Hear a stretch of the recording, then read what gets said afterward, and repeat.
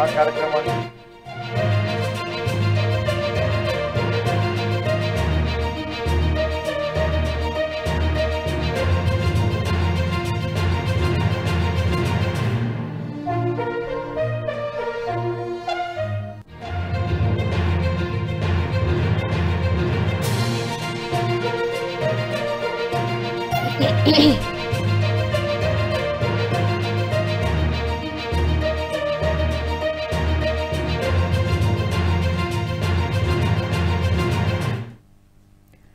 Breaking news చూస్తున్నాం. కాంగ్రెస్ ఎమ్మెల్యేలను కొనటానికి బీఆర్ఎస్ అధినేత కేసీఆర్ ప్లాన్ చేస్తున్నారంటూ బీజేపీ జాతీయ ప్రధాన కార్యదర్శి ఎంపీ బండి సంజయ్ ఆరోపించారు.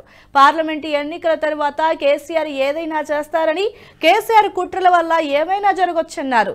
కరీంనగర్లో బండి సంజయ్ చేసిన ఈ వ్యాఖ్యలు రాజకీయ వర్గాల్లో చర్చనీయాంశంగా మారాయి. తెలంగాణ ప్రభుత్వాన్ని ఇబ్బంది పెట్టి ఆ నింద బీజేపీ పైన నెట్టివేసేందుకు కేసీఆర్ కుట్ర చేస్తున్నారంటూ విమర్శించారు. అందుకే కాంగ్రెస్ పార్టీ ముందు బీఆర్ఎస్ ను బొందపెట్టాలని సూచించారు. బీజేపీ బీఆర్ఎస్ ఒక్కటే అంటే జనం నమ్మే పరిస్థితుల్లో లేరని, ముందు కేసీఆర్ సంగతి చూడాలన్నారు. ఇక పార్లమెంటు ఎన్నికల్లో కాంగ్రెస్ మొండి పట్టుకుపోవద్దని, బీజేపీని గెలిపిస్తేనే రాష్ట్రానికి నిధులు వస్తాయని తెలిపారు.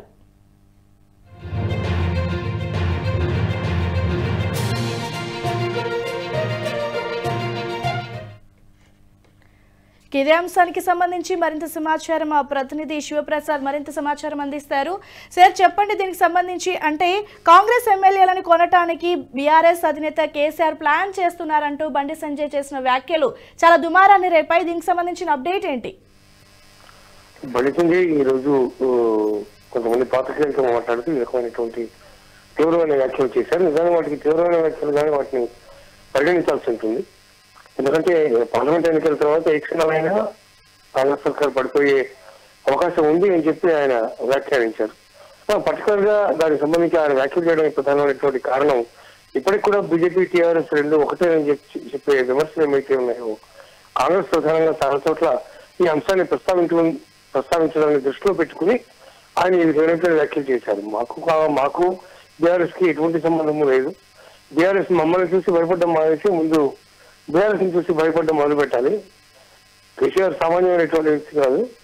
అందువల్ల కేసీఆర్ దృష్టిలో పెట్టుకుని ముందు మీ పార్టీ రేపు పార్లమెంట్ ఎలక్షన్ తర్వాత మీ పార్టీ పడిపోకుండా, ప్రభుత్వం పతనమైపోకుండా చూసుకోండి ముందు అని చెప్పి ఆయన తీవ్రమైనటువంటి వ్యాఖ్యలు చేశారు. కానీ ఆ వ్యాఖ్యల్ని కాంగ్రెస్ నాయకులు కూడా కొంతమంది ఖండించారు. పండుగ పక్కన లాంటి నాయకులు కొంతమంది ఖండించారు అనుకోండి. ఏదేమైనా ఆ బండి సంజయ్ చేసినటువంటి వ్యాఖ్యలు చాలా పెద్ద ఎత్తున తీవ్రమైనటువంటి వ్యాఖ్యలు చేసినట్టుగానే వీటిని పరిగణించవలసి ఉంటుంది. Thanks for the update sir.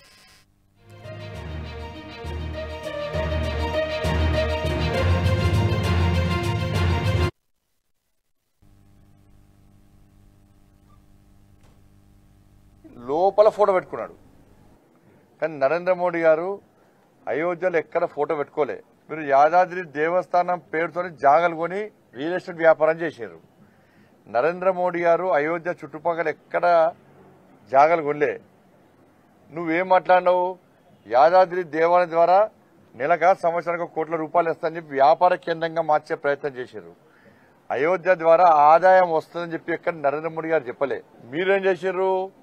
GR స్వాముల వారిని యాదాద్రి దేవస్థానం ప్రతిష్ట కంటే ముందు మాత్రం మొత్తం వాడుకున్నారు, మంచోడన్నారు.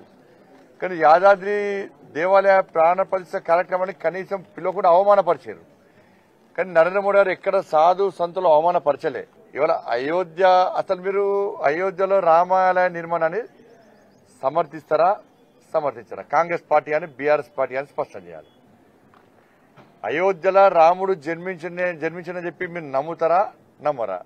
కాంగ్రెస్ పార్టీ వాళ్ళు, బీఆర్ఎస్ పార్టీ వాళ్ళు స్పష్టం చేయాలి. ఈ రెండు పార్టీలు ఒక్కడై ప్రజల్లో అయోధ్య రామాలయ యొక్క ఆ కార్యక్రమానికి ప్రజల నుంచి వస్తున్న స్పందన చూసిన తర్వాత ఈ రెండు పార్టీలు ఒక్కటై ఇలా వివాదాస్పదం చేసే ప్రయత్నం చేయడం ఇంతకంటే సిగ్గుచేటు ఇంకోటి కాదు. కాబట్టి మంచిగా జరిగేటువంటి కార్యక్రమాన్ని, రాజకీయాలకు అతీతంగా జరిగే కార్యక్రమాన్ని, ఒక ధార్మిక కార్యక్రమాన్ని వివాదాస్పదం చేసి ప్రజల లోపల అయోమయం సృష్టించే ప్రయత్నం చేస్తే దాన్ని ప్రజలు హర్షించారు. ఇక్కడ భారతీయ జనతా పార్టీ తిరిగాల మీరు ఇప్పుడు ఏమన్నారు? మీరు కటౌట్ పెట్టుకుని వద్దన్నారా? ఇప్పుడు అక్షంత కార్యక్రమంలో బీఆర్ఎస్ తిరుగుతున్నారు, కాంగ్రెస్ తిరుగుతున్నారు, కమ్యూనిస్టులు కూడా తిరుగుతున్నారు.